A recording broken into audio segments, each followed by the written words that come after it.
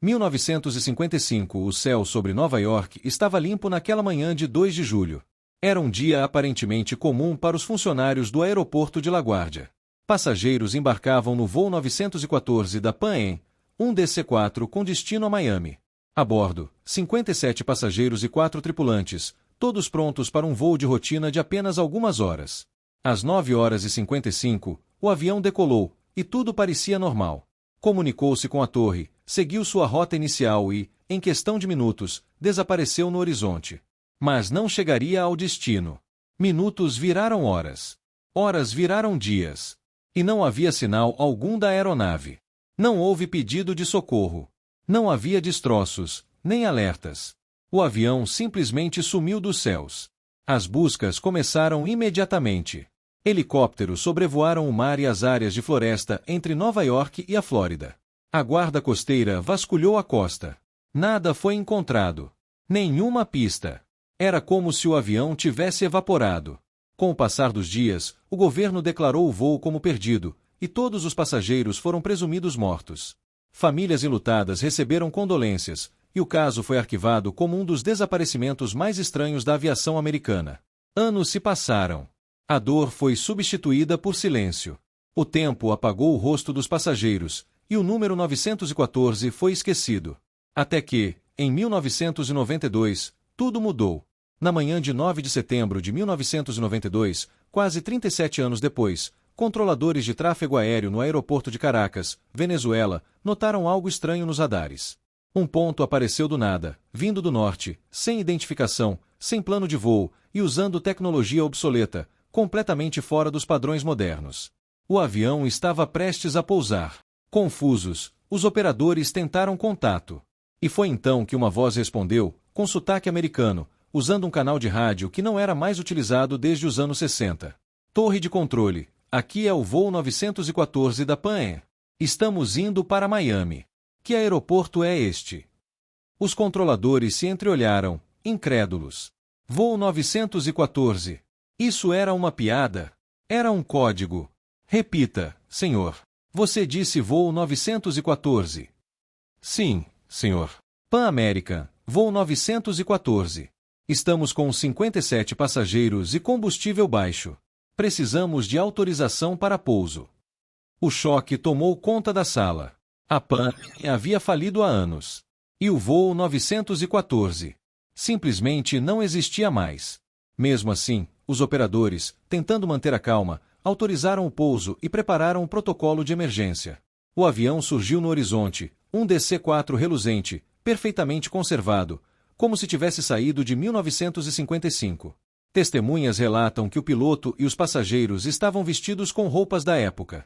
Os uniformes da tripulação eram da Pan Am original. E, segundo dizem, nenhum deles parecia ter envelhecido um dia sequer. A torre de controle tentou manter o avião no solo para investigação, mas antes que qualquer equipe pudesse se aproximar, o piloto pareceu entrar em pânico. Ele gritou no rádio: "Não! Não é isso! Isto não é Miami!" Então, em um movimento brusco e perigoso, o avião acelerou na pista e decolou novamente, desaparecendo no céu venezuelano. E sumiu mais uma vez. Esse é o ponto onde a história começa a ficar ainda mais inacreditável. O avião havia decolado de LaGuardia em 1955 e pousado na Venezuela em 1992. E depois desaparecido novamente. Parece mentira, mas é aí que a história ganha contornos ainda mais surreais. O controlador de voo venezuelano que recebeu o contato, Juan de la Corte, deu entrevistas a jornais locais no mesmo dia. Ele descreveu o ocorrido com riqueza de detalhes, a voz do piloto, o modelo do avião, até mesmo os olhares confusos dos passageiros vistos da torre, olhando pelas janelas como se estivessem em um lugar desconhecido. Segundo Juan, o piloto parecia genuinamente assustado. Quando soube o ano, 1992, entrou em pânico. Como isso é possível? Teria dito. Em seguida, decidiu levantar voo novamente, contra todas as ordens da torre. O relato foi considerado inacreditável. A mídia venezuelana divulgou a notícia em rádios e jornais pequenos. Mas o governo, especialmente o americano, agiu rápido para silenciar a comoção. Todos os registros do aeroporto daquele dia desapareceram. A gravação da torre de controle foi extraviada. O radar, que teria registrado a aparição repentina da aeronave, sofreu uma falha técnica. E Juan de la Corte nunca mais deu outra entrevista. O que aconteceu com ele permanece um mistério. Mas há quem diga que antes de sumir, Juan confidenciou a um colega de trabalho algo ainda mais chocante. Quando o avião parou na pista, um documento caiu da janela da cabine de comando. O papel foi recolhido e guardado por Juan. Era um folheto da Pan Am, com a data do voo impressa, 2 de julho de 1955. E atrás dele, uma anotação escrita à mão.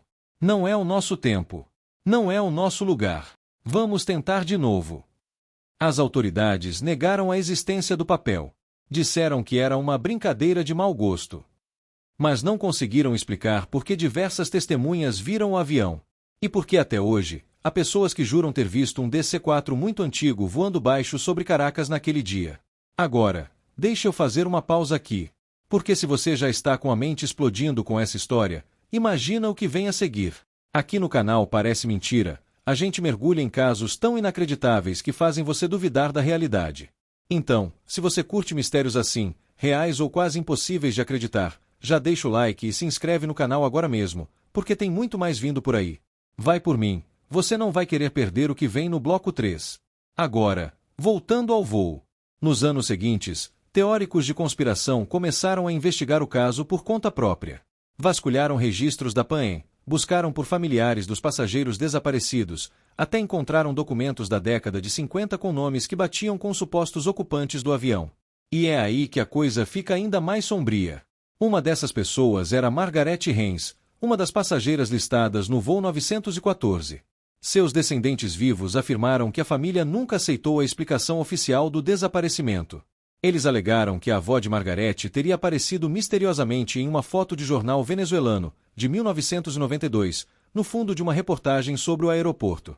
A mulher na imagem usava um vestido dos anos 50, estava cercada por homens de terno e parecia desorientada. Nunca foi identificada.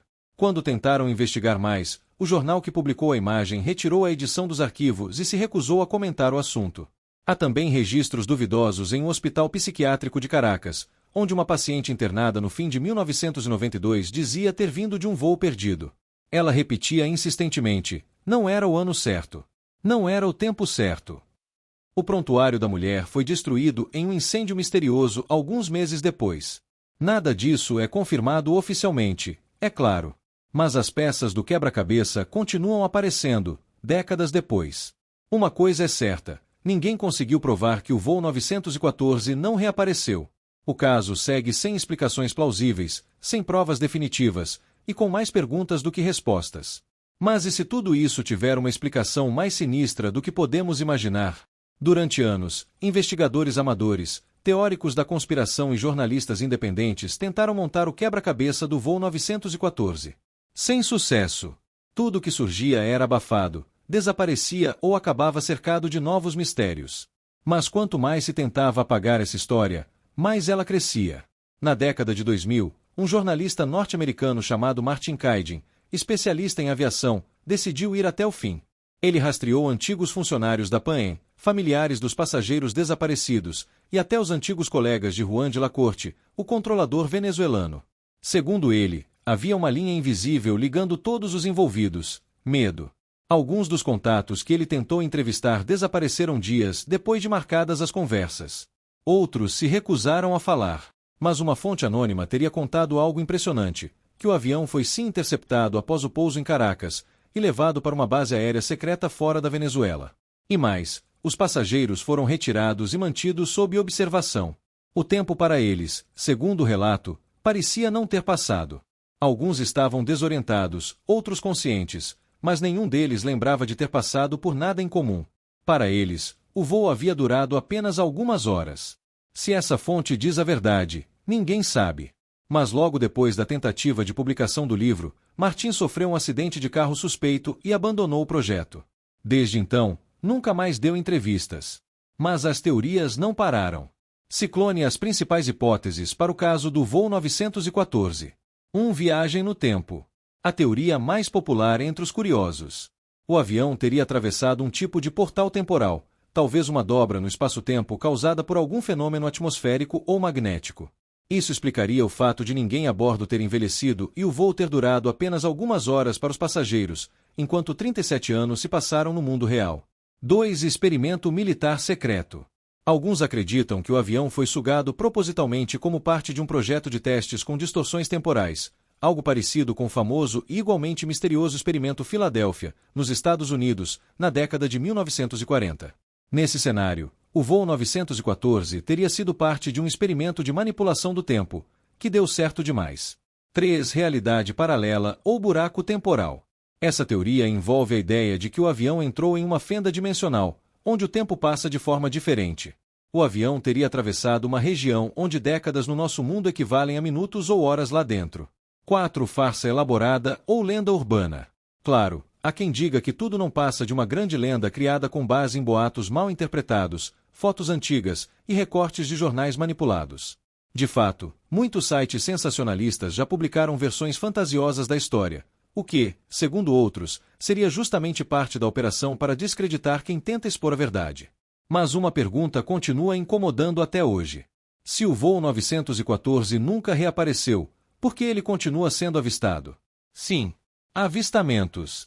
Em 2013, um controlador de tráfego aéreo no norte da Colômbia reportou que um avião antigo, com identificação inexistente, tentou contato solicitando pouso. O piloto falava inglês, usava termos desatualizados e, quando recebeu a resposta em espanhol moderno, interrompeu a transmissão e desapareceu do radar. Em 2019, um vídeo circulou na internet mostrando um avião semelhante ao DC-4 voando baixo sobre uma fazenda na Guatemala. O modelo, pintura e até o logotipo da Pan Am batiam com os registros do voo 914. O vídeo foi descartado como montagem, mas até hoje ninguém conseguiu provar ou desmentir sua autenticidade. E mais recentemente, em 2021, uma turista americana tirou uma foto em Caracas, próxima ao antigo aeroporto, e ao revisar a imagem em casa, percebeu algo estranho. No fundo da foto, uma aeronave antiga e enferrujada, com a marca da Pan Am, aparece parcialmente visível atrás de uma cerca. A mulher postou a imagem em redes sociais. Em 48 horas, sua conta foi desativada. A foto foi deletada. Mas, como acontece com todos os grandes mistérios, alguém salvou. E ela continua circulando em fóruns e grupos obscuros pela internet. Agora, pare e pense comigo. Se fosse apenas um boato, por que tantas pessoas tentariam silenciar? Se fosse só uma lenda urbana, por que tantos detalhes se encaixam? De alguma forma, aquele avião ainda estivesse voando, preso entre duas épocas, tentando voltar, ou fugir. Talvez, em algum lugar dos céus, o voo 914 ainda esteja procurando por um pouso. E talvez, nós nunca devêssemos vê-lo aterrissar. Se você chegou até aqui, comenta aí embaixo. Se eu visse o voo 914 pousando, eu filmava ou corria? E claro, não esquece de deixar o like e se inscrever, porque no Parece Mentira, a gente te mostra que a realidade pode ser muito mais estranha do que qualquer ficção. Nos vemos no próximo mistério.